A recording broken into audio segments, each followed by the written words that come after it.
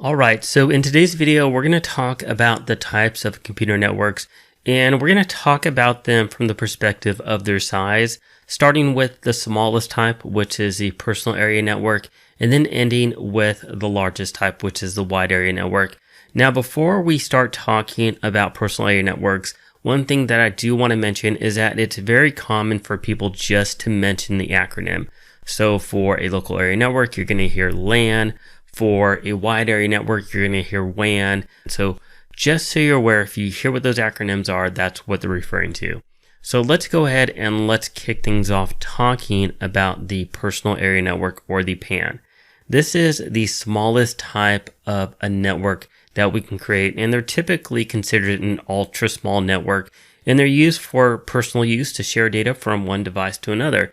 And they have some simple examples here. So for example, if we want to transfer photos from our iPhone over to our laptop, well, we could connect these two devices together via Bluetooth and transfer that data over. Another example would be a smartwatch. So if we had our iPhone and we had an iWatch and we wanted to allow the data to communicate from the iWatch over to the iPhone, again, they connect via Bluetooth. Another example is hands-free calling in your car. So when you set up your phone for your car to do hands-free calling, you are usually connecting via either USB or via Bluetooth.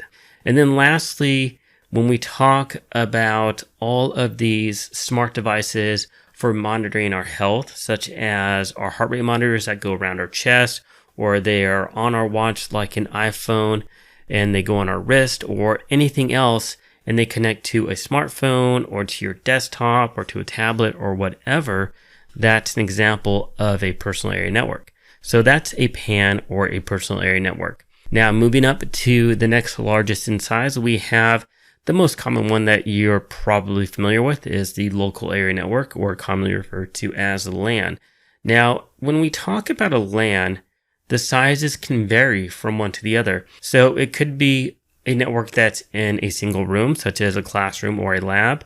It could be your entire house for your home network, which I have an example here on the screen. So for example, we have a wireless router that connects to a desktop and a network printer via cable. And then we have our laptop that connects via Wi-Fi and our tablet or smartphone that connects via Wi-Fi. That's an example of a LAN. And a LAN could actually be multiple buildings, but typically it's going to be one building, maybe a few rooms, maybe a handful of rooms, or even a single room.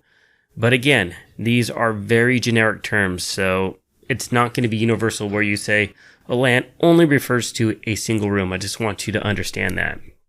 Now, moving forward, if we have a local area network that is completely wireless, where we're connecting to a wireless access point, or what a lot of you refer to as a wireless router, which is really a SOHO device, which we'll talk about later in the course, that is a wireless LAN. So we are connecting to our wireless access point with a cable, but from there on out, everything is wireless. So in our home, if we have a smart TV, if we have our Xbox, we have a laptop, a tablet, or a phone, and they all connect wirelessly, well, that's a wireless network, or a wireless local area network, or WLAN. Moving up in size, we then get to what's considered a campus area network. And just like its name implies, well, it deals with networks for a campus.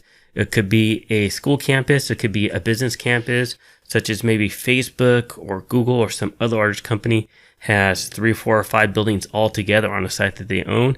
That would be a campus area network. And then we can move up even one size further to a metropolitan area network. And this deals with, well, like its name implies, a large metropolitan area such as a city or a downtown area. And if you think about that, that's going to be multiple different buildings and different ISPs connecting together for that entire city. And then lastly, kind of a catch-all, is the wide area network. Now, the wide area network, if we think about what we've already talked about, a metropolitan area network and a campus area network are both examples, or could be examples, of a wide area network. But a wide area network really is, if we think about potentially the largest type of a network, that's what a wide area network is. So it's a computer network that expands over a large geographical distance, typically multiple cities and potentially multiple countries. So for example, if we have Google, or Facebook or Yahoo or whomever, a very large company, if they have a site in California, a site in Texas, one in Montana, one in Virginia, and they connect and communicate with one another, that's a wide area network.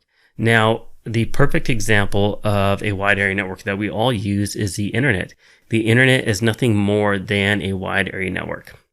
So that's our multiple different types of computer networks. In summary, we talked about the personal network, which is the smallest, and we went to the local area network. Then we talked about the wireless local area network, and then we jumped into our wide area network types, which would be a campus area network and a metropolitan area network, and then we just mentioned wide area network. So if you have any questions, please let me know. If not, thanks for watching, and I'll see you at the next video.